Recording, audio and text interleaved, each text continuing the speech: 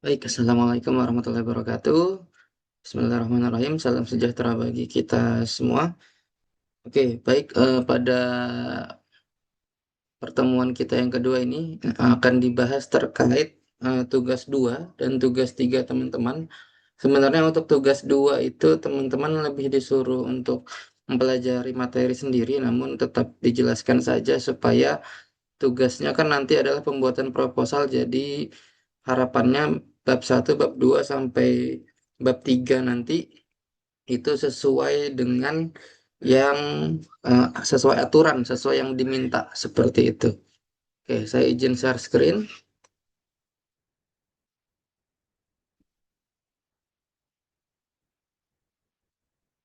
Oke, baik. Yang pertama kali di bab 2 itu adalah terkait subbab kajian pustaka.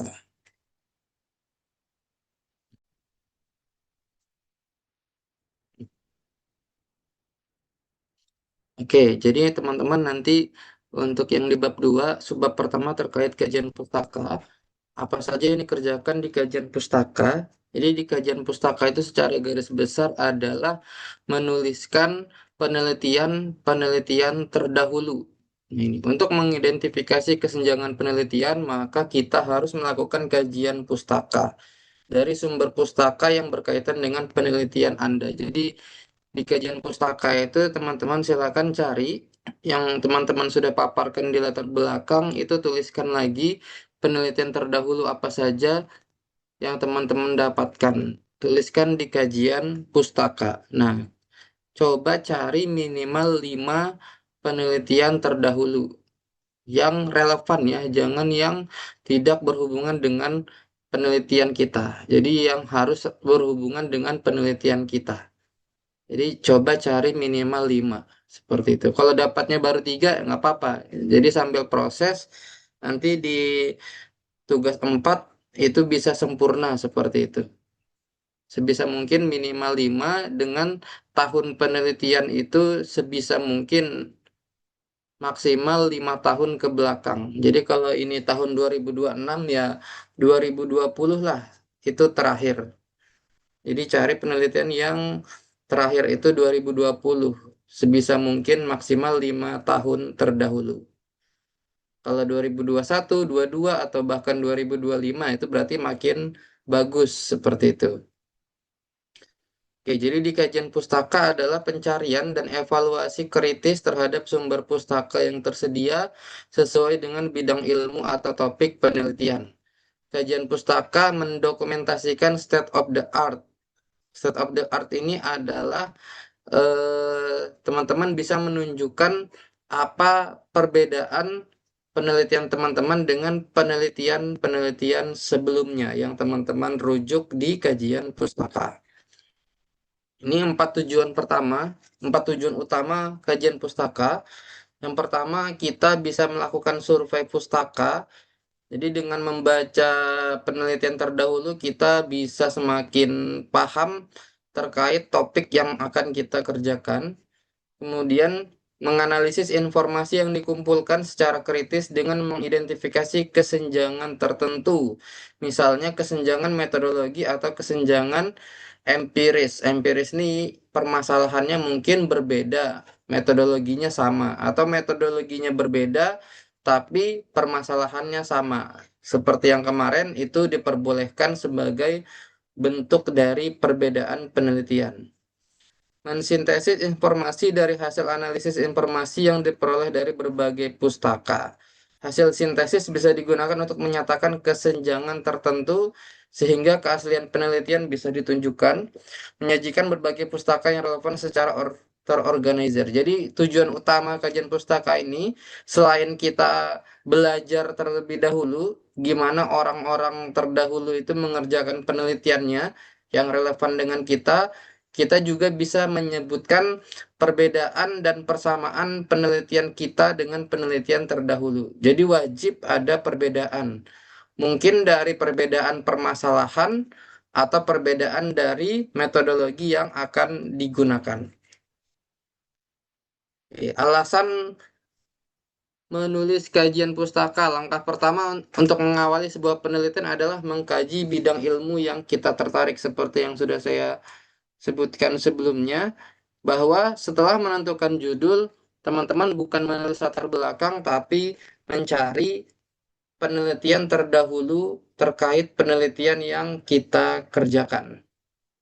Keaslian penelitian digunakan sebagai dasar untuk berargumentasi tentang keaslian penelitian.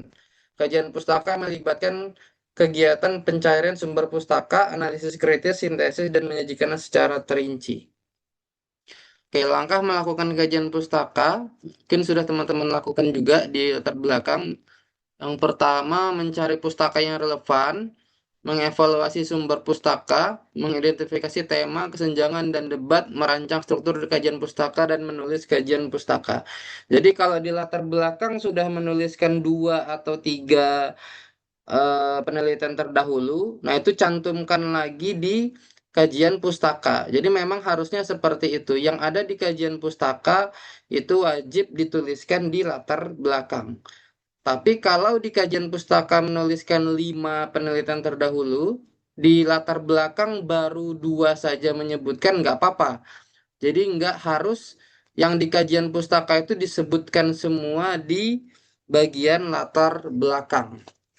Jadi tidak harus. Tapi yang ada di latar belakang wajib masuk ke dalam kajian pustaka. Oke, mencari pustaka yang relevan, caranya tentukan kata kunci yang relevan dulu dengan usulan penelitian kita. Jadi sesuai dengan teman-teman tadi. Nah, ini yang bisa teman-teman temukan di Google Scholar, JSTOR, EBSCO, dan Inspect. Ya, jadi masih banyak lagi yang teman-teman bisa Science Direct juga bisa tergantung judul teman-teman seperti itu. Cari di Google aja juga masih bisa ya Google nanti dia ngarahkan kemana nanti teman-teman baru lihat. Tapi kalau mau yang cepat nyarinya ya di sini dan gratis Google Scholar, JSTOR, EBSCO, dan Inspect. Kalau Science Direct itu dia berbayar tergantung kampus. Kemudian ada IEEE itu juga sama, itu masih berbayar tergantung kampus juga seperti itu. Jadi cari yang gratis saja terlebih dahulu karena ini masih pembuatan proposal harapannya. Oke, di artikel itu contoh daftar artikel dari Google Scholar yang menunjukkan jumlah sitasi. Jadi ada yang namanya jumlah sitasi. Jumlah sitasi ini menyatakan bahwa oh penelitian ini sudah digunakan oleh 40 orang, sudah dirujuk oleh 40 orang. Nah, berarti semakin sitasinya tinggi, harusnya berarti penelitian ini adalah bagus seperti itu. Ini teman-teman bisa lihat di Google Scholar ini ya. Ini ada format PDF, ada ini HTML, ini nggak bisa di-download. Ini biasanya bentuk PDF. Jadi carilah yang bentuk PDF. Oke, bagaimana sumber pustaka yang kredibel itu bisa dilihat dari 5. Yang pertama kekinian. Kekinian itu ya dari segi tahun lah. Dari segi tahun makanya jangan 5 tahun maksimal 5 tahun ke belakang. 2020 itu paling akhir. Kalau bisa semakin dekat dengan tahun yang kita teliti. Misalkan ini 2026, sebisa mungkin carilah di 2023, 2024 atau 2025. Kemudian relevansinya harus sesuai, jangan mencari pustaka yang tidak relevan. Jadi harus relevan. Otoritas menjelaskan penulis dan penerbit sumber pustaka, akurat menunjukkan asal informasi yang disajikan dalam sumber pustaka serta bukti dukung. Tujuan dari sumber pustaka tersebut menjelaskan alasan dan motif informasi tertentu dipublikasikan. Ini cara mengidentifikasi tema, kesenjangan tidak dan ketidaksepakatan. Berdasarkan bacaan dan catatan yang kita buat, kita perlu menemukan hal berikut. Nah, ini yang teman-teman baca ketika di artikel adalah ini. Teorinya, metodenya, hasilnya apa? Adanya kecenderungan semakin berkurangnya atau semakin seringnya suatu teori atau metode digunakan, atau semakin meningkatnya hasil yang ditunjukkan dari beberapa pustaka untuk aspek tertentu. Oke, jadi ya teman-teman perlu baca secara umum di artikel, kalau bentuknya artikel itu bacalah abstraknya dulu seperti itu. Jadi kalau abstraknya itu menurut teman-teman ini relevan dengan yang teman-teman teliti, ya udah baru baca ke inti-intinya. Misalkan dari latar belakangnya penulisannya gimana, metodenya nanti dia pakainya gimana, terus hasilnya gimana. Seperti itu. Oke, ini struktur kajian pustaka. Oke, jadi secara garis besar, kajian pustaka itu teman-teman mencari penelitian terdahulu, minimal 5, kemudian cari perbedaan dan persamaan antara penelitian teman-teman dengan penelitian terdahulu. Oke, itu tujuan dari mencari kajian pustaka. Oke, kemudian di bab 2 setelah melakukan kajian pustaka, teman-teman disuruh untuk menuliskan landasan teori. Oke, jadi subbab pertama di bab 2 itu kajian pustaka, baru subbab keduanya landasan teori. Jangan digabung kajian pustaka dan landasan teori, jadi dipisah. Nah, jadi menurut Lidi dan Ormo tahun 2015 menyebutkan bahwa teori adalah kumpulan konsep dan prinsip yang diorganisir untuk menjelaskan fenomena tertentu. Definisi lain menyebutkan bahwa teori adalah prinsip mapan yang telah dikembangkan untuk menjelaskan beberapa aspek dari dunia nyata. Oke, sebuah teori memuat kerangka kerja yang menjelaskan pengamatan yang harus dilakukan untuk membuktikan teori tersebut. Penjelasannya didasarkan pada asumsi. Nah, asumsi-asumsi itu akan muncul sejumlah hipotesis. Oke, jadi di landasan teori ini, teman-teman nih, saat menulis revisi atau bagian landasan teori, Anda perlu mengingat beberapa hal sebagai berikut. Tuliskan dengan jelas kerangka kerja, konsep, model, atau teori tertentu yang mendukung penelitian Anda. Jadi yang kita tulis di landasan teori adalah teori-teori dari variabel yang kita tuliskan di judul penelitian. Jadi cukup yang ada variabel-variabel yang ada di judul penelitian. Jangan memasukkan teori di luar judul kita. Jadi nanti nggak relevan. Jadi masukkan teori-teori yang memang relevan dengan judul penelitian kita. Oke, nanti saya berikan contoh. Oke, ini contoh teori sikap ke arah perilaku dan norma subjektif. Jadi keinginan berperilaku, kemudian ada perilakunya seperti apa. Oke, ini juga tiga teori, sikap ke arah perilaku, norma subjektif, persepsi tentang kontrol diri. Ini menyebabkan keinginan berperilaku sehingga dia berperilaku. Jadi, walaupun dia sama-sama tentang perilaku, tapi dia berbeda teori. Jadi kalau yang ini dia hanya mengemukakan dua saja yang mengakibatkan kita berperilaku. Tapi kalau teori dari Aizen 85 ini dia ada tiga hal yang menyebabkan kita berperilaku. Nah, jadi yang mana yang benar? Sama ya, semuanya benar. Tergantung kita baca referensinya dari siapa. Makanya ketika menuliskan landasan teori, itu wajib ada sumber referensi. Kita itu dari mana teorinya? Nggak boleh kita berdasarkan asumsi kita sendiri. Atau kita cari di Google pengertiannya atau definisinya terus udah segitu aja. Itu nggak boleh. Jadi kita wajib ambil di artikel atau jurnal atau di buku terkait teori-teori yang akan kita masukkan di bab 2. Ini berbeda-beda teorinya tergantung dia bacanya itu dari sumber siapa. Oke, ini contoh teori-teori bentuk diagram. Apakah teori itu bentuknya seperti ini? Enggak. Teori bentuknya berupa paragraf. Ini mungkin di bagian akhir. Jadi ini hanya secara garis besar saja menunjukkan teori-teori, tapi di landasan teori mengemukakannya itu wajib berbentuk paragraf. Oke, ini beberapa contoh teori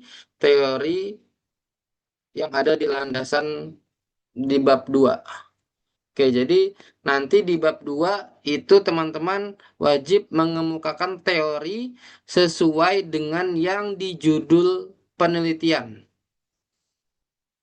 Oke. Nah, nanti setelah itu baru ke subbab pertanyaan penelitian. Untuk pertanyaan penelitian ini sebenarnya tidak terlalu susah. Teman-teman cukup samakan dengan di rumusan masalah. Jadi kalau rumusan masalahnya ada dua, maka pertanyaan penelitiannya juga hanya dua. Jadi jangan lebih. Ini pada penelitian kuantitatif, peneliti menggunakan pertanyaan penelitian yang kemudian dikombinasikan dengan hipotesis untuk membentuk dan fokus pada tujuan penelitian. Pertanyaan penelitian kuantitatif seringkali tidak selalu sederhana untuk menyusunnya. Pertanyaan penelitian mempersempit topik penelitian menjadi bagian-bagian yang lebih kecil dan lebih mudah dipahami. Oke, pertanyaan penelitian dapat dikategorikan menjadi 4. Ini sudah yang kemarin ya, deskriptif, komparatif, relasional, sama sebab, akibat, atau prediktif. Dua kategori pertanyaan penelitian terakhir, yang relasional sama sebab akibat, juga bisa disebut dengan pertanyaan penelitian asosiatif atau relasional. Dalam modul ini, untuk lebih mudah membedakannya, tetap digunakan 4 kategori yang disebutkan sebelumnya. Oke. Pertanyaan penelitian deskriptif adalah untuk memberikan gambaran. Seperti yang kemarin, describe itu gambaran. Pertanyaan penelitian banyak deskriptif biasanya diawali dengan kata berapa banyak, berapa sering, berapa persen, atau berapa proporsi. Oke. Kemudian untuk pertanyaan penelitian deskriptif, ini contohnya. Berapa rata-rata cangkir kopi yang diminum? Berapa rata-rata kalori? Seberapa sering siswa SMA mengakses aplikasi? Faktor apa yang paling mempengaruhi kinerja akademik? Dan seterusnya. Pada setiap contoh pernyataan penelitian, jelas terlihat peubah ditulis dengan huruf tebal. Peubah ini apa? Peubah ini adalah variabel.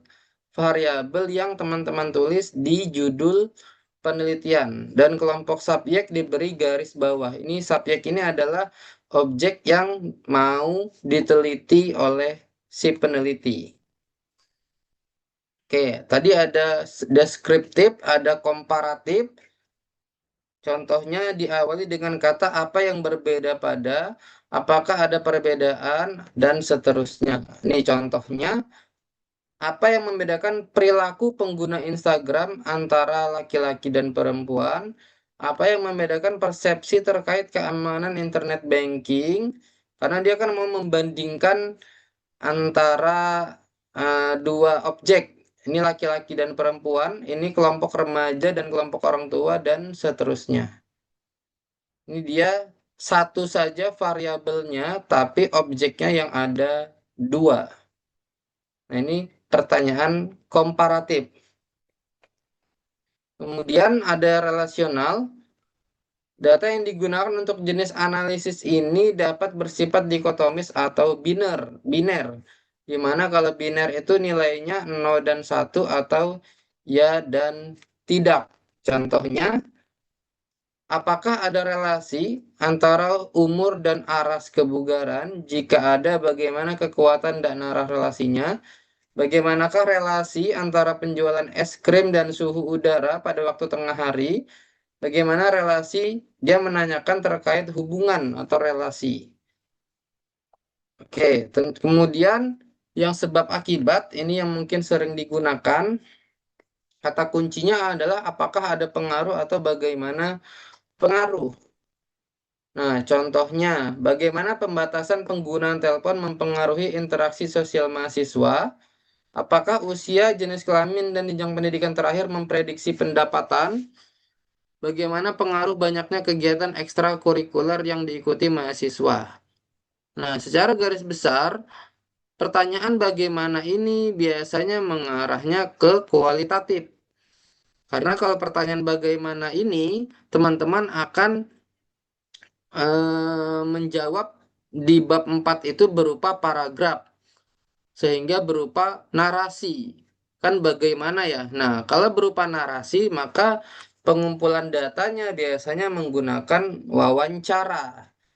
Berbeda dengan yang kuantitatif. Kalau kuantitatif biasanya diawali dengan kata apakah ada pengaruh atau seberapa besar pengaruh. Nah, itu dia pertanyaan untuk kuantitatif. Karena dia nanti di lapangan penyebaran atau pengambilan datanya itu menggunakan kuesioner, bukan menggunakan wawancara. Oke. Nih, penulisan pertanyaan penelitian, tulislah urutan yang benar untuk peubah-peubah atau variabel-variabel yang kita selidiki. Oke, nah, ini penelitian. Berikut diberikan beberapa contoh pertanyaan penelitian yang membandingkan antara contoh yang baik dan buruk.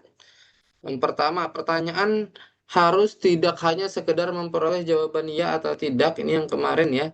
Pertanyaan yang diajukan harus fokus. Pertanyaan yang ada jawabannya hingga pertanyaan harus terbuka untuk didebat.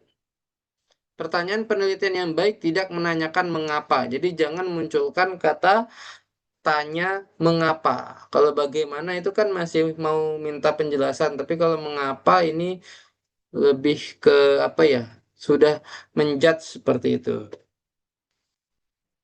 Oke, jadi subbab ketiga di bab 2 itu ada pertanyaan penelitian yang dimana ini berhubungan dengan subbab terakhir itu terkait hipotesis. Nah, untuk hipotesis secara umum biasanya digunakan untuk penelitian kuantitatif. Karena hipotesis ini adalah dugaan sementara. Nah, jadi kalau kualitatif biasanya harusnya nggak ada hipotesis seperti itu. Jadi teman-teman yang melakukan penelitian kuantitatif, kalau nggak ada hipotesisnya, biasanya akan saya suruh buat hipotesis. Atau kalau masih salah, saya minta revisi. Tapi kalau yang kualitatif, maka kalau nggak ada hipotesisnya, paling saya hanya melihat pertanyaan penelitian saja. Oke, hipotesis adalah dugaan cerdas dan masuk akal tentang cara menyelesaikan masalah penelitian. Hipotesa yang bersifat a priori menjadi bagian penting untuk sebagian besar penelitian eksperimental, terutama jenis penelitian kuantitatif. Ada yang berpendapat bahwa hipotesis bisa langsung dibuat dari pertanyaan penelitian atau di rumusan masalah. Hipotesis wajib berhubungan dengan rumusan masalah. Oke, hipotesis deskriptif adalah dugaan cerdas tentang nilai satu peubah. Kalimat dalam hipotesis ini tidak menunjukkan adanya perbandingan atau asosiasi. Ini kembali ke pertanyaan penelitian yang tadi. Ada deskriptif, komparatif, relasional, sama sebab akibat. Kalau yang komparatif tadi kan membandingkan dua objek. Nah, makanya hipotesisnya juga membandingkan nilai dua objek. Kalau hipotesis relasional itu hipotesis yang menunjukkan adanya korelasi antara dua peubah. Hipotesis sebab akibat atau hipotesis prediktif, dalam hipotesis ini relasi yang bersifat sebab akibat ditunjukkan oleh peubah bebas dan peubah tak bebas. Kalau ada dua variabel, variabel bebas dan variabel terikat. Oke. Karakteristik hipotesis, hipotesis harus jelas dan tepat. Jika tidak jelas dan tepat, maka kesimpulannya nanti tidak bisa diandalkan. Hipotesis wajib bisa diuji. Hipotesis harus menyatakan hubungan antara peubah jika sifat hipotesis tersebut adalah hipotesis relasional. Hipotesis harus dibatasi dalam ruang lingkup dan harus spesifik. Seorang peneliti harus ingat bahwa semakin spesifik hipotesis, maka semakin mudah hipotesis untuk diuji. Oke, nah identifikasi peubah, jadi atau identifikasi variabel penelitian. Salah satu karakteristik hipotesis adalah bahwa hipotesis harus bisa diuji. Nah, ngujinya itu pakai teknik-teknik statistika nantinya. Makanya untuk kualitatif mereka tidak menggunakan uji-uji statistik, sehingga hipotesis itu tidak wajib bagi penelitian kualitatif. Nah, kalau kuantitatif wajib ada hipotesis, di mana hipotesisnya nanti akan kita uji apakah benar atau salah. Untuk menguji hipotesis, peneliti harus bisa mengidentifikasi variabel atau peubah yang datanya nanti akan kita kumpulkan. Berdasarkan pada data yang dikumpulkan, hipotesis yang diajukan diuji dengan prosedur statistika tertentu. Nah, makanya kuantitatif wajib ada hipotesis. Identifikasi peubah pada hipotesis yang diajukan mudah dilakukan meskipun perlu kehati-hatian. Oke, kita pengembangan hipotesis merupakan langkah untuk menyusun hipotesis yang baik yang memenuhi sejumlah kriteria. Hipotesis perlu disusun dengan baik dan benar karena analisis yang tidak dimulai dengan hipotesis yang baik kecil kemungkinannya mendapatkan jawaban yang benar. Jadi, rumusan masalah di bab 1 harus sesuai dengan hipotesis yang ada di bab 2. Nanti jawaban di bab 4 itu wajib menjawab hipotesis yang sudah dibuat di bab 2. Ya, ada dua pertanyaan tentang kualitas hipotesis. Apakah hipotesis dapat diuji? Dengan kata lain, dapatkah bukti ditemukan untuk menguji validitas pernyataan? Apakah hipotesis dapat disalahkan? Dengan kata lain, dapat bukti mengungkapkan bahwa gagasan yang ditulis dalam hipotesis tidak benar. Jadi hipotesis itu akan ada dua. Ada penulisannya, ada H0 dan ada H1. Saya beri contoh. Oke, beberapa yang perlu diperhatikan dalam menyusun hipotesis. Hipotesis yang baik tidak dinyatakan dalam pertanyaan atau kalimat tanya. Jadi dia bukan berupa kalimat tanya, tetapi berupa pernyataan. Hipotesis yang baik menunjukkan hubungan antar peubah yang diharapkan. Hipotesis harus mencerminkan kajian pustaka atau teori yang relevan daripadanya hipotesis dibangun. Hipotesis harus singkat dan langsung ke sasaran. Hipotesis wajib dapat diuji. Oke. Itu yang ada di bab 2. Oke, jadi di bab 2 nanti yang teman-teman kerjakan adalah penulisan kajian pustaka. Ini carilah 5 penelitian terdahulu. Oke, ini maksimal sebisa mungkin cari tahun 2020. Semakin mendekati yang kita teliti, maka itu semakin bagus.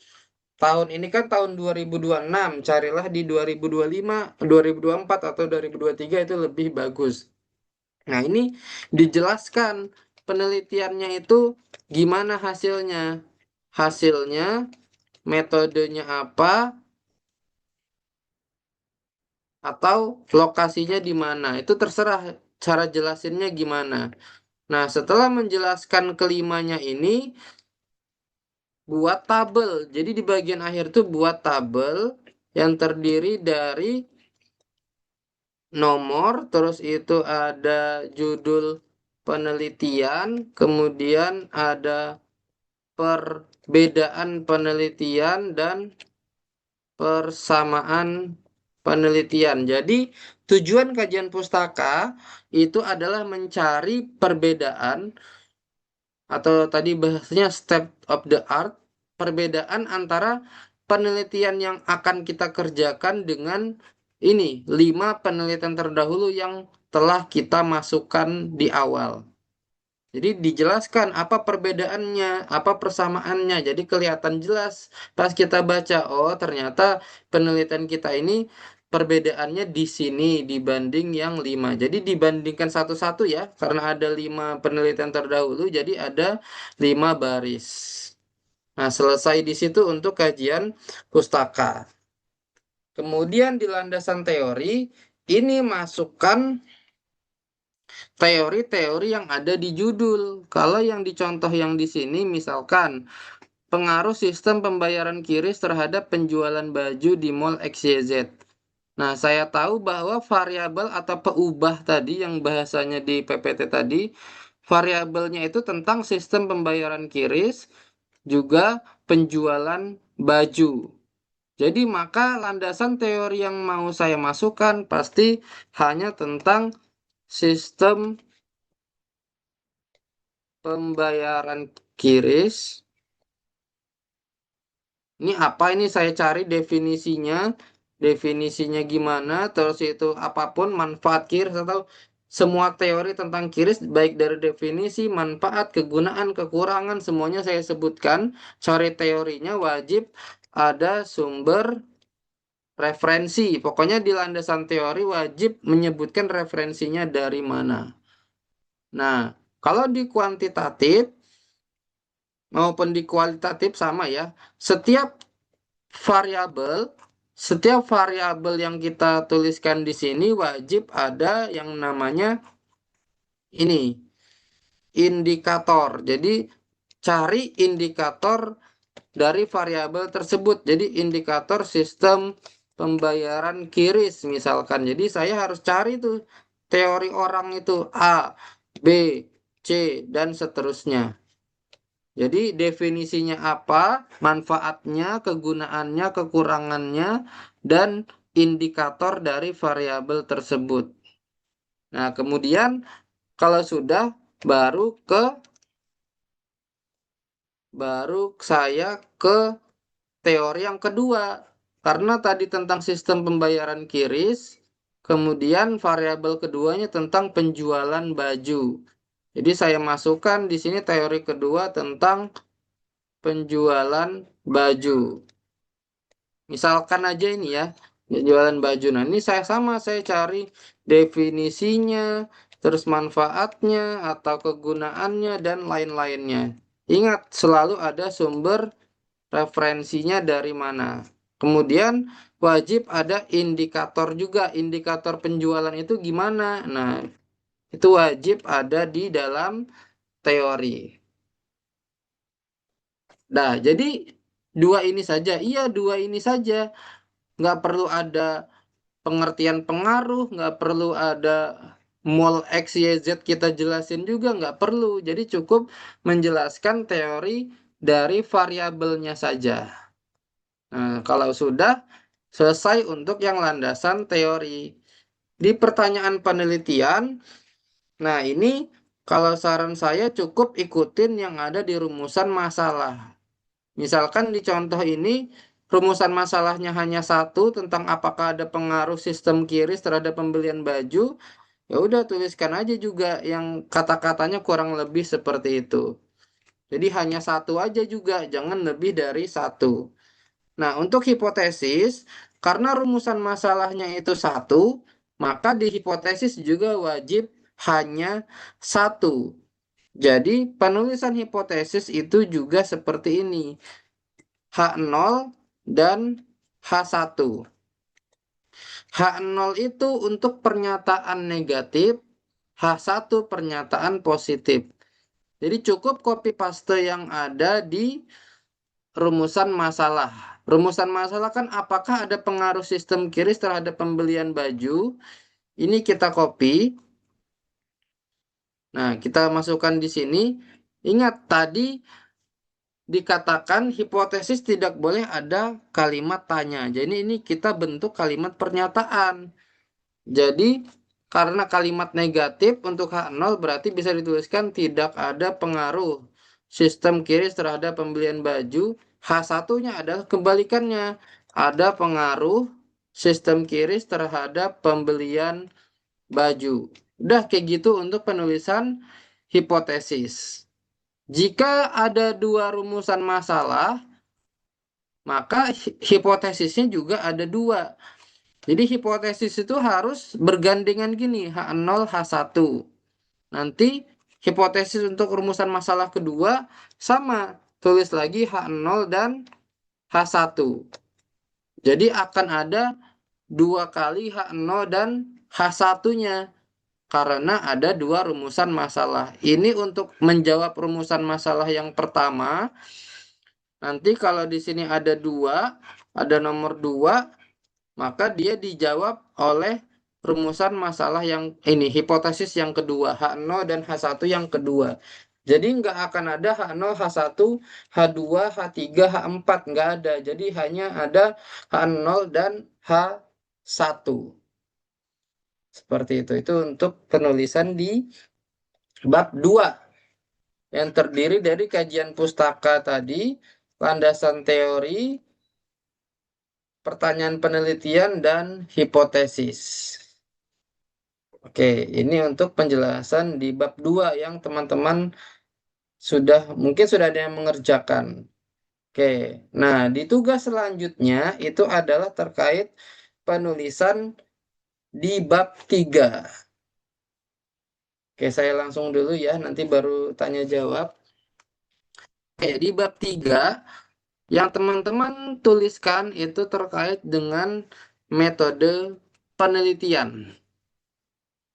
Oke, jadi di metode penelitian itu apa saja? Jadi yang pertama kan yang dipelajari kualitatif dan kuantitatif walaupun juga ada nanti R&D. Jadi R&D nanti bisa cari materi. Ini untuk metode kualitatif. Penelitian kualitatif berkaitan dengan mengembangkan penjelasan fenomena sosial. Penelitian ini bertujuan untuk membantu memahami dunia sosial yang dijalani dan mengapa hal-hal seperti itu terjadi. Oke, contohnya, mengapa seseorang berperilaku seperti yang biasa dia lakukan, bagaimana pendapat, bagaimana orang-orang, bagaimana dan mengapa. Jadi pertanyaannya selalu bagaimana, mengapa, apa saja faktor, berbeda dengan yang kuantitatif. Oke, kemudian metode kualitatif adalah sebuah metode penelitian yang berurusan dengan data tak terstruktur dan data non-numerik. Jadi bukan berupa angka, contohnya video, gambar, maupun teks. Data yang diperlukan dalam penelitian kualitatif bisa berasal dari hasil wawancara, catatan atas pengamatan langsung terhadap kelompok orang tertentu, dokumen elektronik maupun non-elektronik. Jadi dia bukan dengan menyebar kuesioner. Metode kualitatif banyak diterapkan pada penelitian ilmu sosial dan bidang-bidang terapan lainnya seperti kedokteran, pendidikan, perpustakaan, maupun sistem informasi. Metode ini juga diterapkan untuk riset dasar maupun bidang yang berkaitan dengan interaksi manusia dan komputer. Oke, penelitian kualitatif secara umum mempunyai tujuan salah satu atau kombinasi dari berikut. Pertama, ada deskriptif, mengungkap hal-hal tertentu yang berhubungan dengan situasi tertentu. Ada interpretasi, memungkinkan peneliti mendapatkan pemahaman baru tentang fenomena tertentu. Melakukan verifikasi, memungkinkan peneliti menguji validitas dari suatu asumsi. Dan yang terakhir adalah tujuannya evaluasi. Metode kualitatif menyediakan cara yang dapat digunakan untuk mengevaluasi efektivitas penemuan atau inovasi tertentu. Oke, ini karakteristik metode kualitatif. Peneliti yang menggunakan metode kualitatif biasanya akan langsung mengumpulkan data di tempat dia melihat suatu kejadian atau peristiwa yang melibatkan target responden atau partisipan. Data dan informasi yang diperoleh merupakan data dan informasi waktu nyata atau real time. Oke, kemudian peneliti kualitatif biasanya mengumpulkan berbagai bentuk data dan informasi, tidak mengandalkan sumber data tunggal. Jadi sumber data dan informasi kualitatif bisa diperoleh dari wawancara, observasi, dan dokumen. Jadi teknik pengumpulan datanya itu menggunakan wawancara, observasi, dan dokumen. Metode penelitian kualitatif digunakan untuk memecahkan masalah yang kompleks. Pemecahan masalah dilakukan dengan menginterpretasikan data dan informasi yang diperoleh dengan cara tertentu. Jadi, hasil interpretasi digunakan untuk menarik kesimpulan. Metode kualitatif lebih interaktif dan komunikatif, sehingga responden dapat membangun kepercayaan mereka pada peneliti. Kenapa lebih interaktif dan komunikatif? Karena peneliti kualitatif akan melakukan wawancara secara langsung. Jadi dia pasti melakukan komunikasi. Informasi yang dihasilkan peneliti bisa dikatakan masih mentah dan tidak tercemar untuk kemudian diinterpretasikan. Cuman ya itu dia ini dikatakan datanya itu tidak data tunggal sehingga wajib melakukan wawancara tidak hanya ke satu orang tapi ke banyak orang.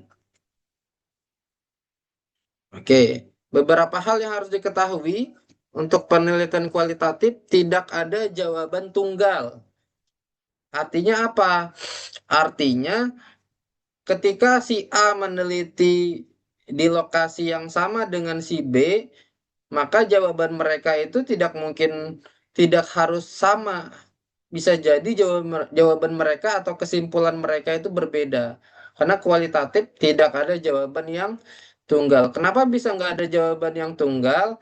Karena ini kesimpulannya itu ditarik dari menurut pandangan si peneliti, subjektivitas. Dia bukan objektivitas. Jadi kalau peneliti A mengasumsikan seperti itu, ya udah, nggak bisa dibantah dengan si B karena mereka berbeda pandangan. Nah itu makanya kalau kualitatif jawabannya tidak ada yang tunggal, tapi dia bisa melihat semua jenis data. Kalau kuantitatif dia hanya data numerik. Kalau kualitatif bisa semua jenis data. Oke, tipe metode kualitatif ada studi kasus. Metode yang digunakan baik dalam penelitian kualitatif dan kuantitatif metodologi. Studi kasus merupakan investigasi empiris suatu fenomena. Penelitian tindakan atau action research adalah penelitian dikaitkan dengan penyelidikan tentang perubahan. Jadi kalau di guru itu ada PTK, penelitian tindakan kelas. Jadi dia akan masuk ke kelas selama 3 siklus. Nah, kalau di sini makanya tentang ada penyelidikan tentang perubahan. Jadi ada siklusnya. Siklus pertama hasilnya gimana dievaluasi, nanti diubah ke siklus kedua. Kemudian ada etnografi adalah metode penelitian kualitatif yang melibatkan deskripsi orang dan sifat fenomena. Dalam bidang TIK, metode penelitian etnografi semakin banyak digunakan untuk menyelidiki sistem informasi secara umum.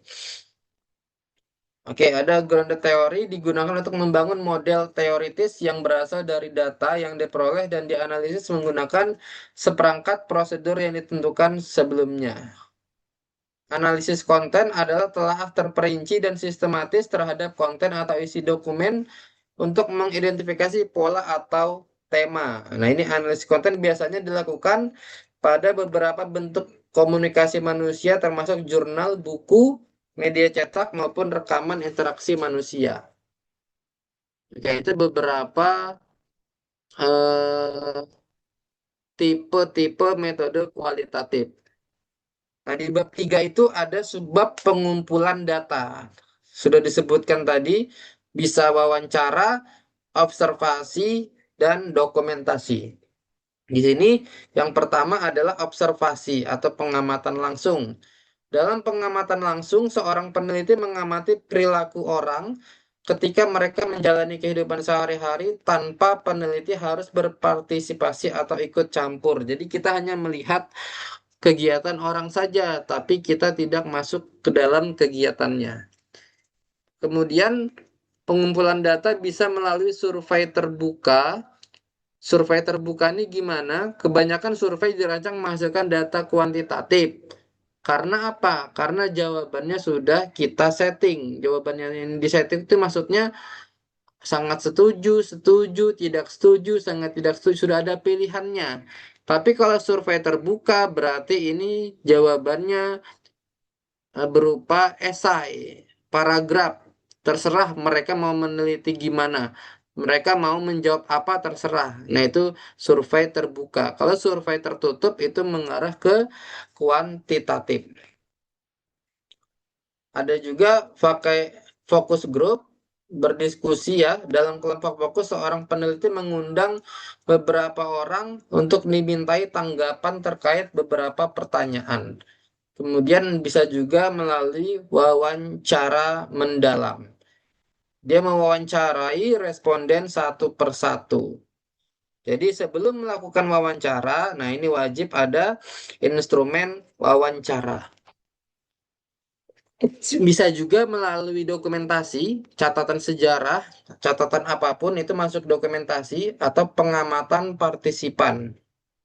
Ini mirip dengan observasi yang pertama tadi, tapi dalam metode ini peneliti berpartisipasi dalam tindakan. Jadi dia masuk ke dalam tindakan orang tersebut. Jadi pasti akan ditanya kalau observasi ini observasi langsung atau observasi yang kita ikut sebagai partisipan. Observasi non partisipan atau observasi partisipan nanti pertanyaannya. Pengamatan etnografi yang tadi dan analisis konten. Oke, analisis data kualitatif. Jadi setelah melakukan pengumpulan data, datanya diapakan? Nah, ada yang namanya analisis data. Analisis data kualitatif cenderung bersifat iteratif. Iteratif itu apa? Berulang-ulang ya. Analisis data cenderung berupa sebuah proses yang berkembang, yakni fase pengumpulan dan analisis data bisa terjadi berdampingan. Jadi ketika kita wawancara orang atau melihat dokumentasi orang, kita juga sambil melakukan analisis data. Tapi ketika kita masih merasa masih kurang, maka kita lakukan wawancara lagi di orang lain yang lainnya, seperti itu. Kemudian bersifat induktif, analisis cenderung dimulai dari data yang khusus ke yang lebih umum. Dari telah terperinci tentang data tertentu, analis akan membawa ke pernyataan yang lebih bersifat umum. Kemudian berpusat pada peneliti. Nah ini, hal inilah yang disebut sebagai unsur subjektivitas. Jadi karena hasil atau kesimpulan penelitian itu ditarik berdasarkan pengalaman si peneliti atau sudut pandang si peneliti. Jadi makanya jawabannya tidak tunggal, yaitu yang kualitatif sampai analisis data. Di kuantitatif, nah ini kebalikan dari kualitatif, di mana penelitian kualitatif didefinisikan sebagai investigasi sistematis terhadap fenomena dengan mengumpulkan data yang mana datanya itu nanti akan dianalisis menggunakan prosedur statistika, matematika, atau model komputasi lain. Kemudian, cara pengumpulan datanya untuk kuantitatif bisa menggunakan survei tadi, tapi survei tertutup. Kemudian, hasil survei disajikan dengan cara tertentu untuk memahami yang terkandung dari data yang dikumpulkan. Oke, ini karakteristik metode kuantitatif. Instrumennya terstruktur. Instrumen ini berarti apa? Instrumen ini adalah instrumen kuesioner, bukan wawancara. Kemudian ada pertanyaan tertutup yang tadi pilihan jawabannya sudah kita tentukan. Mungkin dari sangat setuju sampai sangat tidak setuju, atau dari selalu sampai tidak pernah itu juga bisa. Di kuantitatif ada ukuran sampel. Nah, kalau di kualitatif nggak ada sampel. Karena untuk kualitatif biasanya yang kita wawancara itu tidak sebanyak kuantitatif.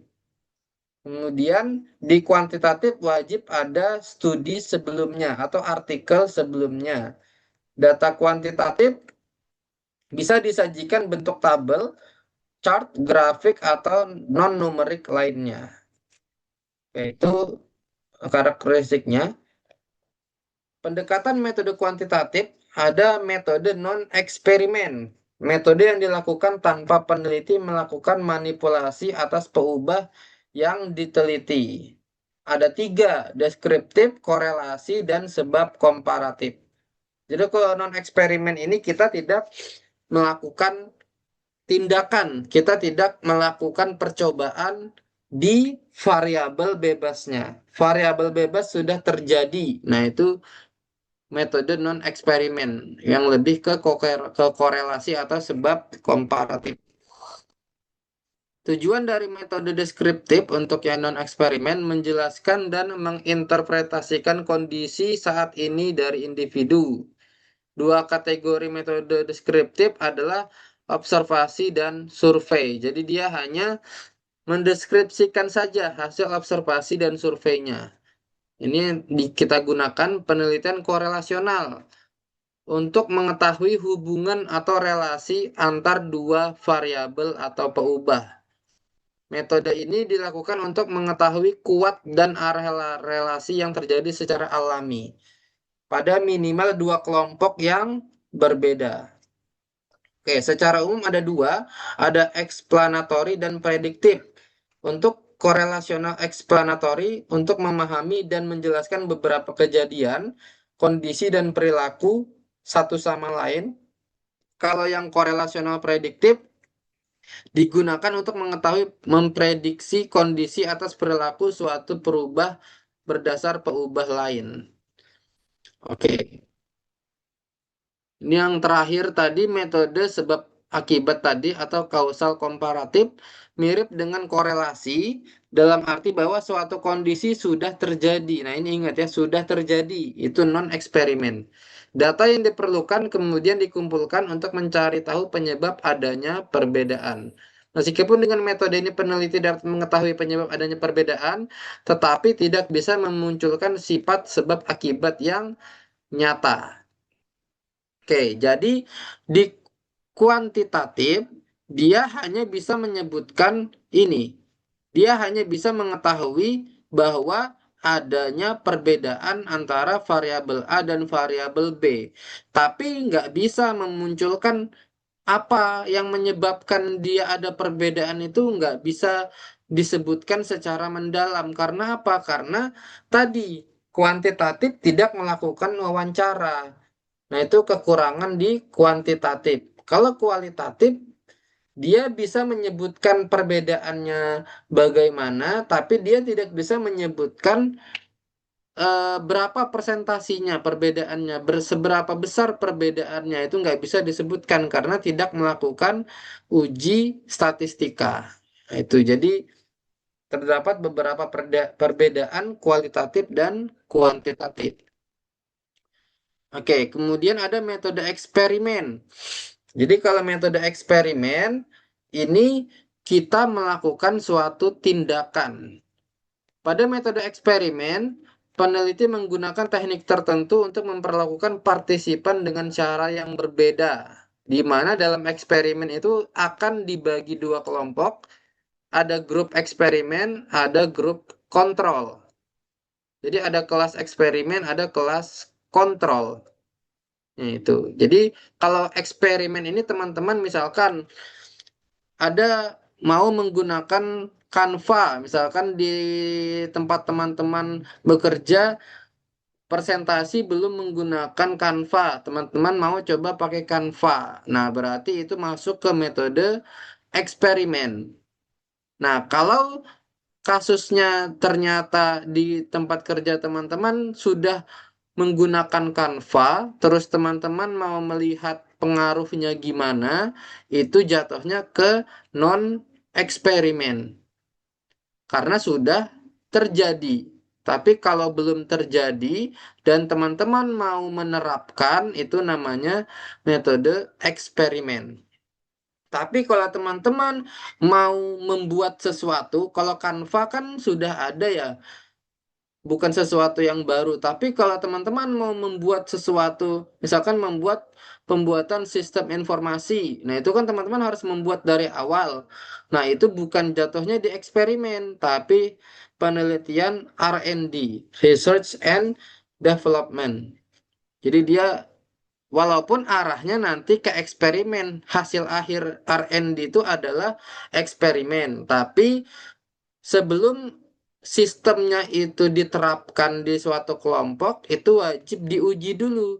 Sistem yang teman-teman buat itu layak atau tidak. Nah, itu namanya penelitian R&D. Jadi pembuatan sesuatu. Tapi kalau sesuatu itu tidak dilakukan dari awal, tidak dibuat dari awal, seperti Canva sudah ada atau GeoGebra sudah ada. Nah, itu bukan masuk ke R&D, tapi ke eksperimen.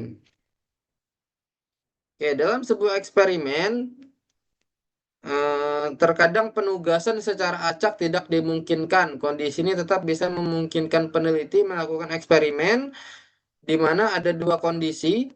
Yang pertama ada eksperimen murni atau true eksperimen. Ini sampelnya itu secara acak dan penugasannya acak. Kemudian ada juga eksperimen kuasi atau kuasi eksperimen yang hanya melibatkan pemilihan secara acak, tapi penugasannya tidak acak. Oke, seperti pada kualitatif, kuantitatif juga ada cara-cara dalam mengumpulkan data, yang dimana paling sering digunakan adalah survei.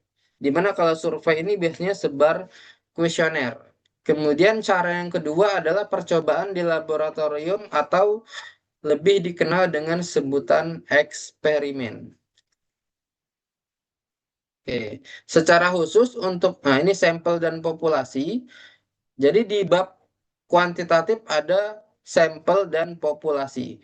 Secara khusus untuk survei, peneliti harus menentukan ukuran sampel atau jumlah responden minimal yang diperlukan untuk mengisi survei. Jadi kita harus tentukan berapa orang yang mengisi survei. Itu namanya sampel dan populasi. Di mana sampel harus diambil dari populasi dengan cara tertentu. Kemudian analisis datanya pada kuantitatif, deskriptif, ini biasanya hanya menunjukkan pusat kecenderungan atau sentral tendensi. Biasanya kalau kuantitatif deskriptif hanya menceritakan rata-rata, nilai tengah, atau modus, atau yang lainnya. Untuk komparatif, digunakan untuk membandingkan satu kelompok dengan kelompok data lain. Contohnya, kita mau membandingkan rata-rata IPK antara mahasiswa dan mahasiswa prodi Sistem Informasi angkatan 1920. Kemudian untuk yang relasi, ini mengetahui ada tidaknya relasi atau hubungan antara dua peubah dengan menghitung koefisien korelasi. Nah, ini nanti ada uji korelasi. Kalau sebab akibat ini uji T nantinya. Mengetahui ada tidaknya pengaruh peubah bebas ke peubah tak bebas atau variabel bebas ke variabel terikat. Jadi ini semua dilakukan dengan uji-uji statistika, di mana hasilnya akan mendapatkan berupa angka. Kalau kualitatif, dia nggak akan mendapatkan jawaban bentuk angka. Nah, itu perbedaannya. Ini perbedaannya. Untuk pendekatan, kualitatif itu induktif dari umum ke khusus, dari khusus ke umum tadi. Tapi kalau kuantitatif, deduktif itu dari khusus ke umum. Kalau kualitatif, dia mendalam. Kalau kuantitatif dia melebar karena dia tidak melakukan wawancara itu. Jadi dia hanya fokus berdasarkan data dari survei. Kalau metode kualitatif desainnya itu non eksperimen, tapi kalau kuantitatif bisa dua, antara non eksperimen atau eksperimen. Ini teman-teman bisa lihat. Nah, ujinya analisis datanya itu secara iteratif untuk memahami arti, tapi kalau kuantitatif ujinya statistik, model, deskriptif, dan analisis. Oke, kemudian ada juga di zaman sekarang ini pakai metode campuran. Jadi dia menggabungkan penelitian kualitatif dan kuantitatif. Sehingga ini penelitiannya juga membutuhkan waktu yang cukup lama. Jadi dia akan menguji dengan statistika dan juga melakukan pengambilan data menggunakan wawancara. Jadi dia eh, banyak dua-duanya dilakukan. Nah, ini karakteristik metode campuran, penggunaan pendekatan kualitatif dan kuantitatif dalam satu penelitian. Fokus pada hubungan antar beberapa pendekatan, triangulasi. Ini triangulasi dipakai di kualitatif, penekanan pada pendekatan praktis. Oke. Tipe metode campuran ada kual, singkatan dari metode dan kualitas dan data kualitatif dalam bentuk teks, gambar, video, atau audio, atau gambar yang membawa pesan tertentu. Kuan, singkatan dari metode dan data kuantitatif dalam bentuk angka yang merupakan hasil pengukuran objektif terhadap peristiwa yang diamati. Oke, ini pendekatannya. Ada situasi ketika penelitian harus membandingkan metode-metode yang saling bertentangan, melibatkan penggunaan kual dan kuan secara bersamaan. Kual ini kualitatif, kuan ini kuantitatif gitu ya. Dia hanya disingkat. Pendekatan kual digunakan untuk mempelajari karakteristik setiap mahasiswa.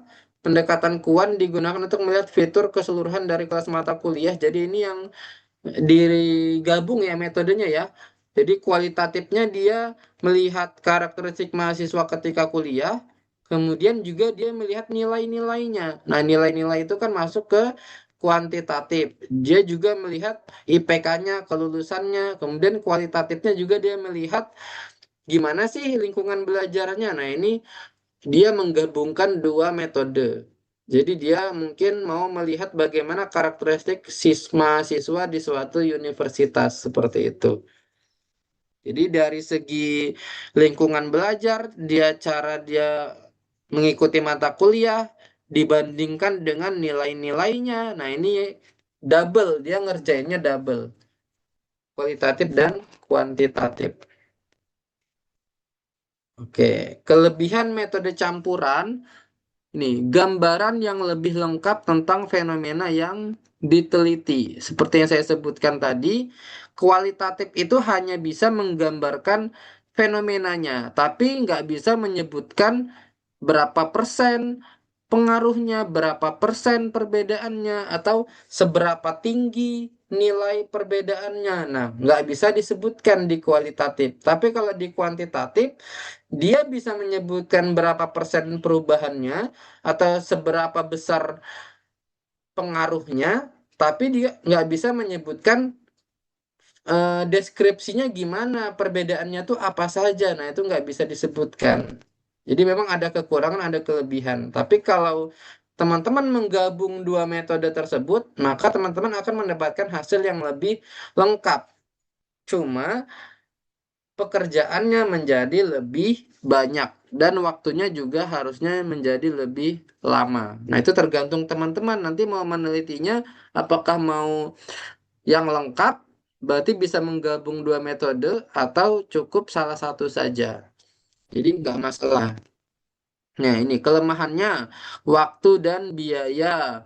Peneliti juga harus menguasai lebih dari satu metode. Kadang kita cuma suka kualitatif atau suka kuantitatif. Tapi kalau kita mau menggabung keduanya, maka kita harus menguasai keduanya juga. Seperti itu. Oke, itu terkait metode penelitian yang akan teman-teman kerjakan di tugas 3. Oke. Ini ada sedikit terkait ini penjelasan tentang pengambilan data berupa survei. Seperti yang tadi, survei ada terbuka, ada tertutup. Kalau terbuka itu untuk kualitatif, tertutup untuk kuantitatif. Oke, ada yang namanya pengukuran adalah kegiatan untuk mengukur sesuatu yang berkaitan dengan dimensi atau sifat objek. Pengukuran adalah proses memberikan suatu nilai pada sebuah variabel. Beberapa variabel dengan mudah bisa diassign nilainya, sementara perubahan lain bisa sedikit lebih rumit. Oke, ini aras pengukuran di kuantitatif ini ya, nominal, ordinal, interval, sama rasio. Ini nilai yang mau kita cari ketika melakukan pengukuran. Oke, aras nominal contohnya digunakan untuk mengidentifikasi dan mengelompokkan objek secara alamiah, bersifat kategoris dan berbeda. Jadi dia kategori. Contohnya adalah kategori pekerjaan. Kita membuat survei dengan pilihan jawaban ini, pegawai, wirausaha, guru, dokter, pengacara. Nah, ini namanya kalau pilihan jawabannya gini adalah nominal. Dia datanya data nominal. Oke, kemudian ada lagi data ordinal. Nah, kalau data ordinal itu merujuk pada peubah yang nilainya dapat diurutkan. Jadi ada tingkatannya. Itu data ordinal. Kalau data nominal tadi kan pekerjaan nggak ada urutan mana yang paling tinggi, mana yang paling rendah kan. Tapi kalau data ordinal itu ada urutannya.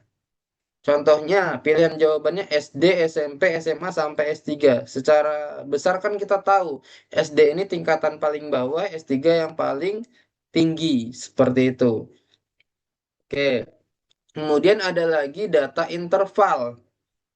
Menyatakan bahwa jarak antara dua nilai, antara A dan B dengan jarak antara dua nilai yang lain. Jadi ini ada jaraknya.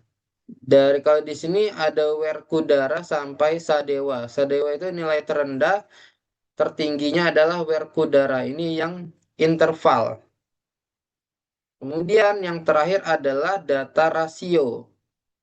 Nah, kalau rasio menyatakan peubah yang selain mempunyai interval yang sama, dia juga mempunyai nilai nol absolut.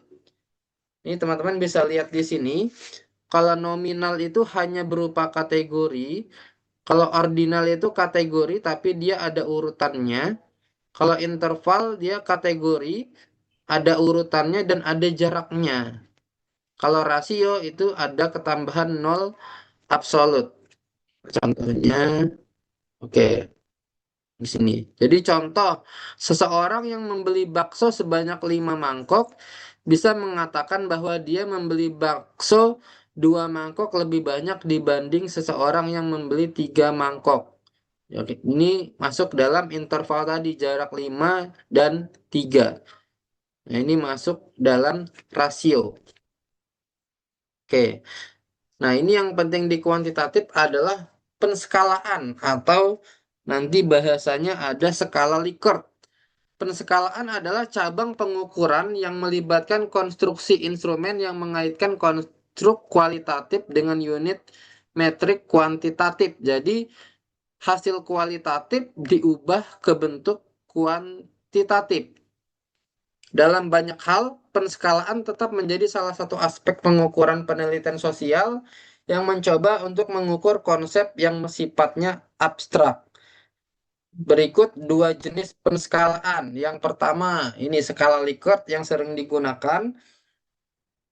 Jadi dalam pembuatan kuesioner itu ada yang namanya skala Likert. Juga sering disebut sebagai penskalaan sumatif yang dikembangkan oleh Dr. Francis Likert, sosiolog dari Universitas Michigan. Oke, contohnya apa? Jadi misalkan ini, biasa kan di jawaban-jawaban kuesioner, kalau teman-teman pernah ngisi kuesioner, ada pilihan jawaban sangat tidak setuju, sampai sangat setuju, dengan netral yang ada di tengah. Nah, jawaban ini kan masih berbentuk kualitatif nih, atau berbentuk teks, huruf. Statistika nggak bisa menguji yang huruf-huruf gini, sehingga harus diubah ke bentuk angka. Nah, merubah atau convert dari huruf ke angka itu namanya skala Likert. Ada skala Likert yang harus kita penuhi. Contoh, dari sangat tidak setuju sampai sangat setuju dengan netral itu di tengah itu ada 5 poin. Maka nilai satu biasanya menyatakan pilihan sangat tidak setuju, nilai 5 itu untuk sangat setuju, 3 untuk yang netral. Biasanya dia eh, ini. Biasanya pilihan jawabannya itu adalah sangat setuju, SS, kemudian S, kemudian S itu setuju, netral, kemudian tidak setuju, kemudian yang terakhir sangat tidak setuju.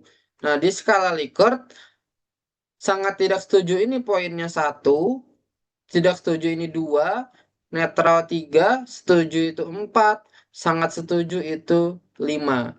Jadi semua responden nanti ketika sudah menjawab kuesionernya, kita wajib mengubah yang huruf-huruf ini ke bentuk angka. Nah, itu pakai skala Likert. Oke, seperti itu. Oke, kita lanjut.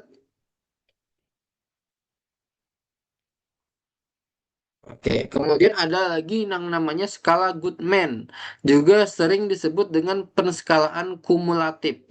Tujuan penskalaan Goodman adalah membangun kontinum satu dimensi untuk konsep yang ingin diukur. Pada dasarnya, diinginkan sekumpulan pernyataan atau pertanyaan sehingga ketika responden setuju dengan pertanyaan tertentu, dalam sekumpulan pernyataan tersebut juga akan setuju. Oke, ada kodifikasi atau coding, kegiatan memberikan suatu nilai ke suatu kategori yang memungkinkan peneliti melakukan pengukuran. Pada penelitian survei, khususnya yang menggunakan kuesioner, nah sebelum pelaksanaan survei, data biasanya sudah terkodekan. Kode tadi yang sangat tidak setuju jadi STS, sangat setuju jadi SS. Nah, itu yang dikodingnya seperti itu.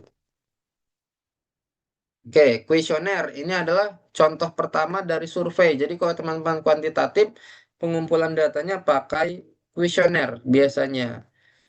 Kuesioner berupa pernyataan, pertanyaan, atau keduanya.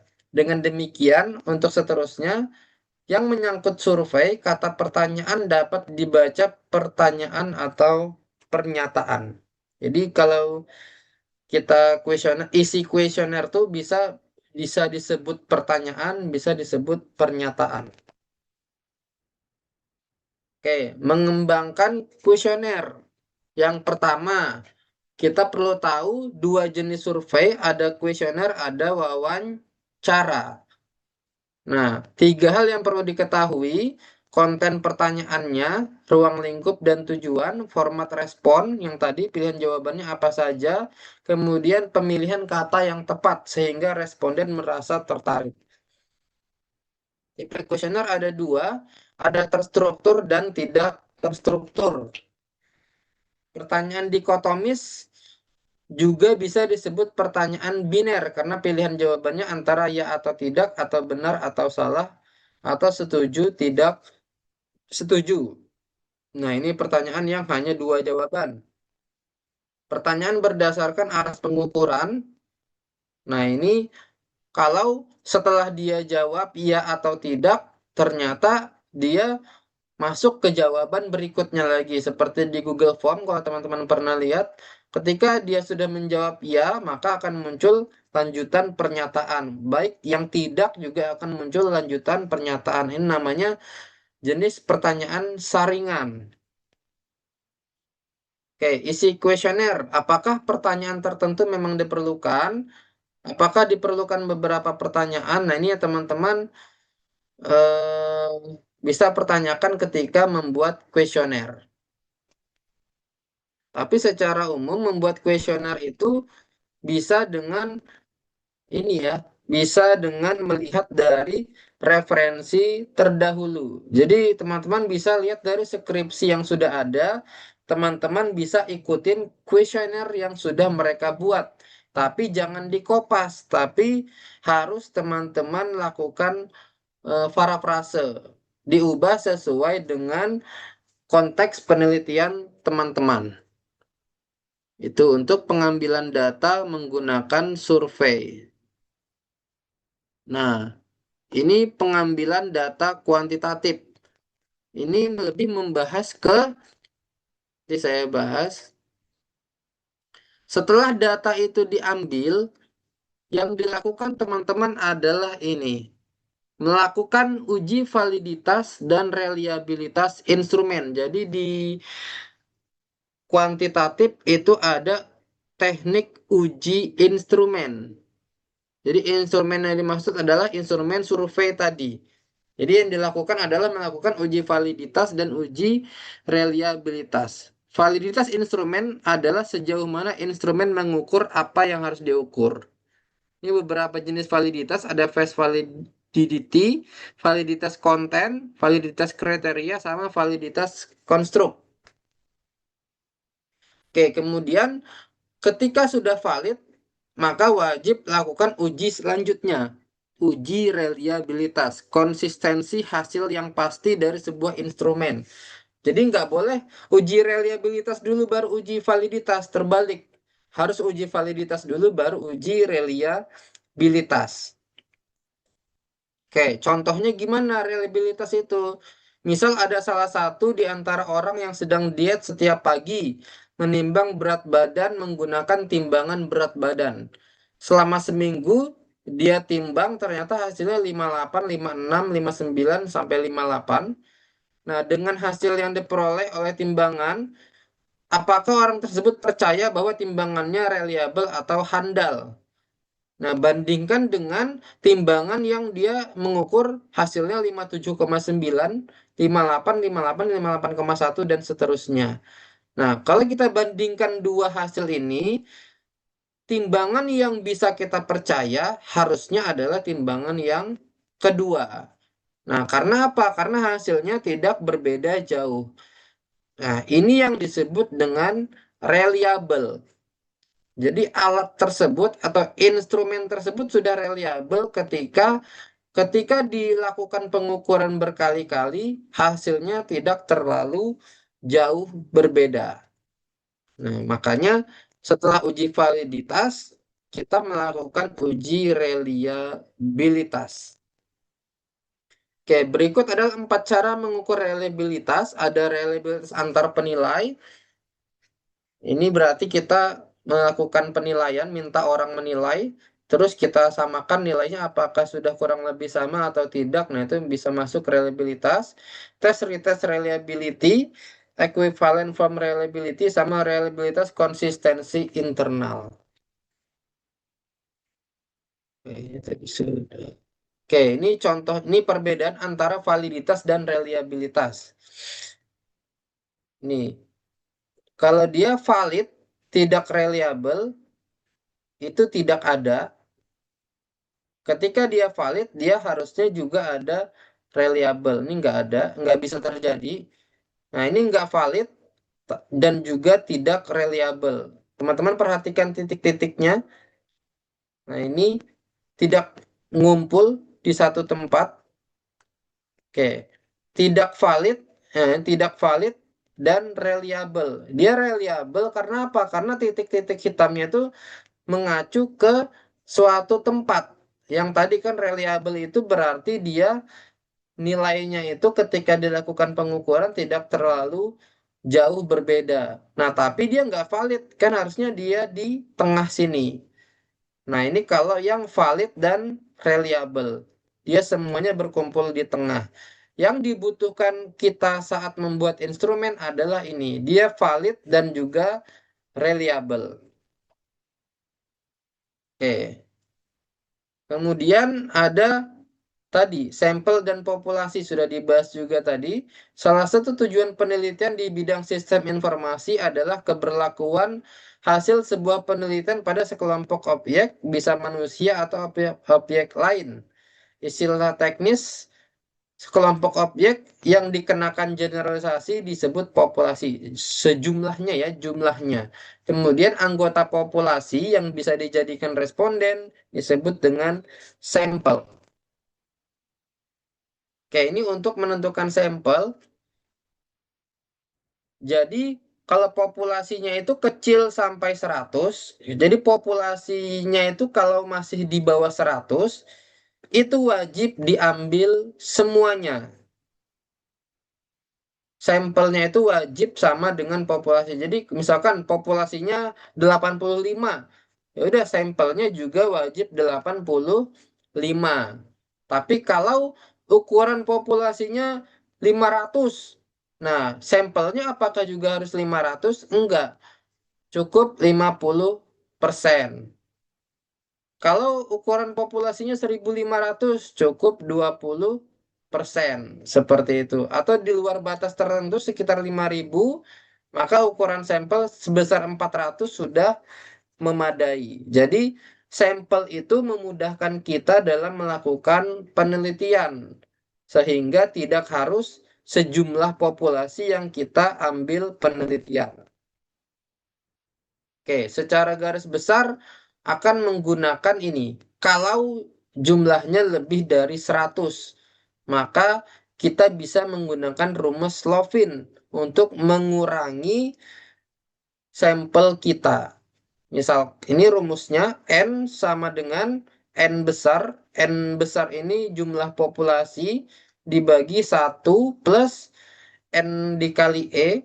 N ini jumlah populasi. E ini adalah batas kesalahan atau error. Biasanya diisi dengan 5% atau 0,05. E itu biasanya nilainya adalah 0,05. Oke. Terus teknik pengambilan sampel ada dua, ada secara acak dan tidak acak. Untuk secara acak, ini adalah simple random sampling. Ini yang paling sederhana. Dia namanya acak, pokoknya terserah saja siapa yang kita akan sebar survei itu terserah saja. Ini yang paling sederhana, paling mudah. Kemudian ada stratified random sampling. Jika di populasi tersebut ada stratanya, ada tingkatannya. Contohnya di sini, ternyata di populasinya ini kelas 10 199, kelas 11 201, kelas 12 199. Jadi ada tingkatan, ada kelas 10, kelas 11, kelas 12. Jadi pada saat penarikan sampel, kita mempertimbangkan semua kelas ini wajib ada. Nah, jadi makanya dibagi tiga. Jadi untuk kelas 10 sendiri, kelas 11 sendiri, kelas 12 sendiri. Ini namanya teknik pengambilan stratified random sampling. Oke, ini juga masih proportional stratified sampling sama mempertimbangkan ini kalau cluster sampling ini sudah lebih ke daerah ya. Ini daerah ini sangat besar untuk cluster sampling. Oke, kemudian pengambilan yang tidak acak. Nah, yang paling sering digunakan pengambilan tidak acak adalah ini, purposive sampling. Ini dia memilih orang atau objek untuk tujuan tertentu. Dalam purposive sampling, orang atau unit lain dipilih sesuai namanya menyiratkan untuk tujuan tertentu. Contoh, peneliti memilih beberapa orang yang mempunyai karakteristik khas atau mereka yang mempunyai pandangan berbeda tentang satu kejadian. Jadi kalau purposive sampling, teman-teman wajib mengungkapkan alasannya apa, kenapa milih objek tersebut. Seperti itu. Oke, ini secara singkat strategi untuk mengambil sampel dari populasi yang sangat besar. Ini kalau lokasinya sangat besar. Seperti itu.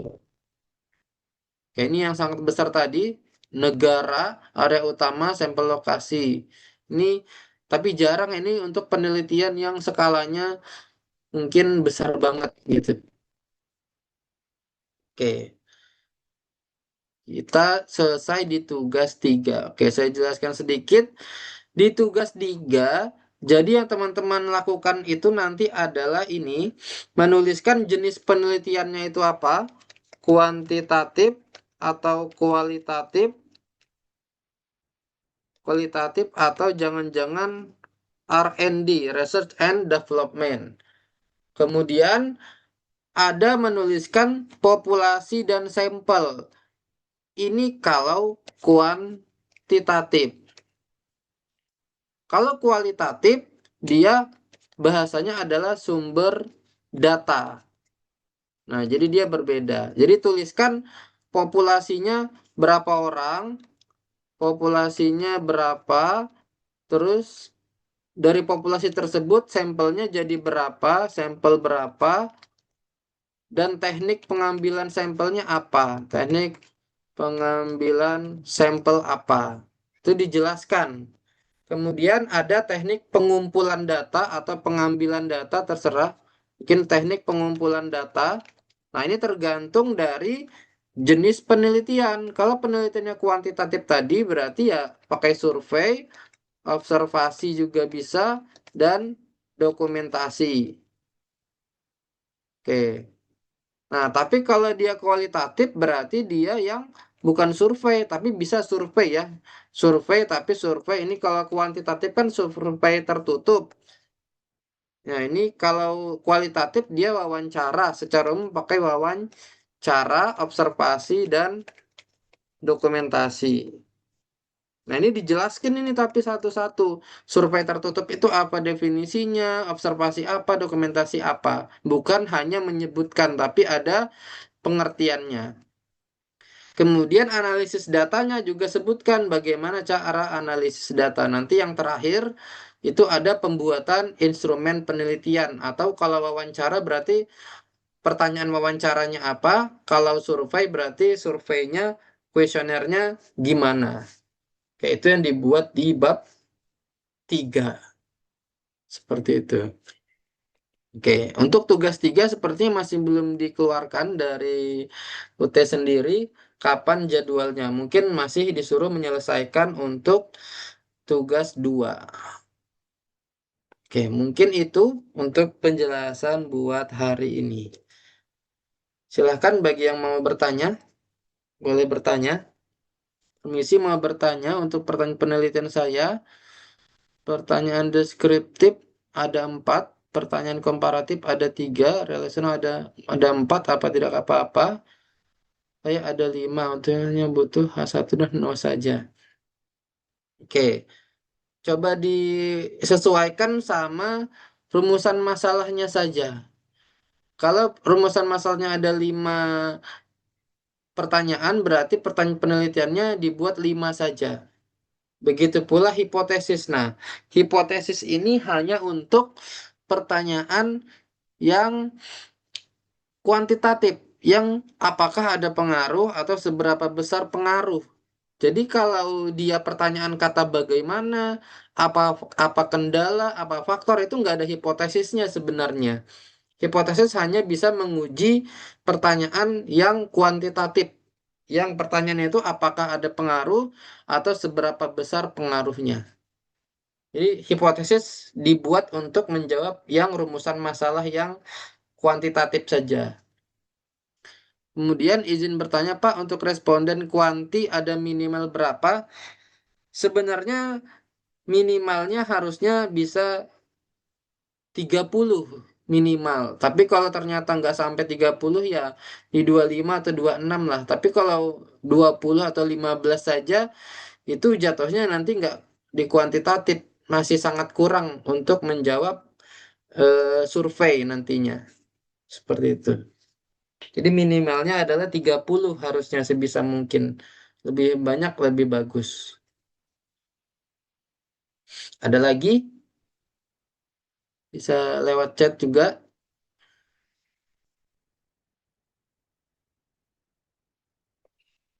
Jadi kayaknya untuk bab 2 itu sampai tanggal 11 saya lihat. Untuk yang tugas 3 itu belum ada dikeluarkan sepertinya ya. Tapi nggak tahu kalau hari ini sudah ada di update.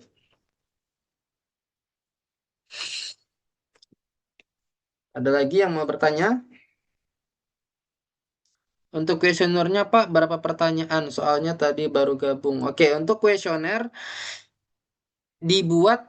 Jadi kalau ada dua variabel, ada variabel bebas, variabel terikat, berarti ada dua kuesioner juga. Karena masing-masing variabel itu wajib buat kuesioner. Nah, berapa pertanyaan satu kuesioner? Itu sebisa mungkin minimal 15. Karena nanti akan dilakukan uji validitas. Jadi kalau cuma buat 10 itu nanti kurang apa ya? Kita surveinya kurang banyak seperti itu. Kalau 10 itu nanti jatuhnya ke wawancara gitu. Tapi kalau 15 ya lumayan lah. Tapi kalau lebih dari 15 juga bagus seperti itu untuk pembuatan kuesioner. Ada lagi?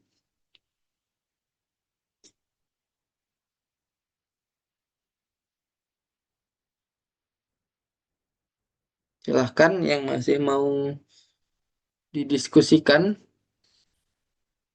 terkait karena memang lumayan cukup cepat juga buat teman-teman dari membuat judul sampai sudah sekarang mungkin sebentar lagi akan ada tugas yang di bab 3-nya jadi memang memang cepat banget gitu ya. Jadi memahami juga mungkin harus lebih cepat. Tapi ya namanya ini kan masih belajar juga. Jadi nggak apa-apa tulis yang teman-teman pahami nanti sambil melakukan revisi. Jadi revisinya itu walaupun di tugas satu nggak sempat lagi upload, ya perbaiki saja tugas satu itu juga di pada saat pengumpulan di tugas dua. Jadi karena dia berkelanjutan, jadi nanti di tugas 4 itu akan dilihat dari awal sampai akhir lagi, apakah sudah bisa diterima atau tidak. Seperti itu. Jadi untuk yang tugasnya akan berkelanjutan, walaupun revisinya nanti nggak bisa diupload lagi, tapi update lah ketika pengumpulan tugas yang baru. Seperti itu. Kemarin bab satu lupa direvisi untuk nilai yang kurang boleh tugas 2. Iya, boleh. Jadi lakukan revisi di tugas-tugas selanjutnya kalau memang pengumpulan revisinya sudah ditutup seperti itu. Jadi nggak apa-apa, yang penting melakukan revisi sampai di tugas akhirnya nantinya. Karena yang akan dilihat di tugas 4 itu adalah keseluruhan dari tugas satu sampai tugas akhir. Jadi makanya Word atau PDF yang dikirim teman-teman itu wajib dari judul, bab satu, bab 2, bab 3 dan seterusnya. Jadi nggak boleh nanti kalau tugas 2 hanya mengirimkan bab 2. Nah, itu nggak bisa. Jadi wajib dengan bab satunya juga. Seperti itu. Ya, tugas 2 pengumpulan gabungan dengan tugas satu. Nanti tugas 3 berarti tugas satu, tugas 2 dan tugas 3. Jadi dia berkelanjutan. Seperti itu. Jadi dikumpulkan nanti kalau memang sudah ada yang mengumpulkan hanya tugas 2 itu bab 2 saja ya nggak apa-apa. Nanti saya akan minta seperti itu. Yang penting teman-teman nanti di akhir itu wajib mengumpulkan semuanya bab satu, bab 2, bab 3 sampai bab 3. Di bab 4 itu hanya kesimpulan sementara. Izin bertanya lagi, apa boleh daftar isi dan pustaka di akhir? Eh, Bisa saja sih, hanya saja setiap penilaian tugas itu ada indikator apakah daftar isinya ada, apakah daftar pustakanya ada. Nah itu kayak gitu. Jadi ketika saya menilai kalau di dokumennya nggak ada daftar isi, maka nggak bisa pasti saya kasih nilai rendah untuk di daftar isi sama daftar pustaka. Kalau nggak dicantumkan. Nah nanti di bagian di tugas 4 terakhir, kalau memang sudah ada ya nilainya juga untuk yang di tugas 4. Seperti itu. Jadi boleh saja di akhir, cuman ya di tugas-tugas yang sekarang ini berarti nggak bisa ternilai tinggi seperti itu, tetap ternilai rendah untuk daftar isi dan daftar pustakanya kalau belum dicantumkan.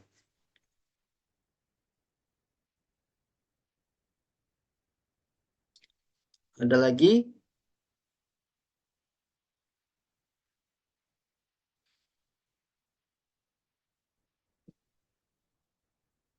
yang mau ditanyakan terkait materi kita atau tugas teman-teman?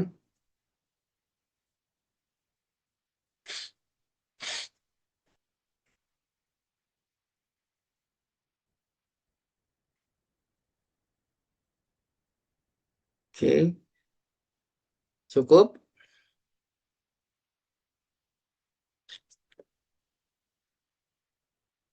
Oke, baik. Mungkin kalau cukup bisa kita akhiri. Nanti kalau masih mau ada pertanyaan bisa dilanjutkan, bisa chat saya saja di WA juga bisa. Langsung japri saja juga boleh. Nanti insya Allah akan saya jawab seperti itu. Oke, mungkin itu saja.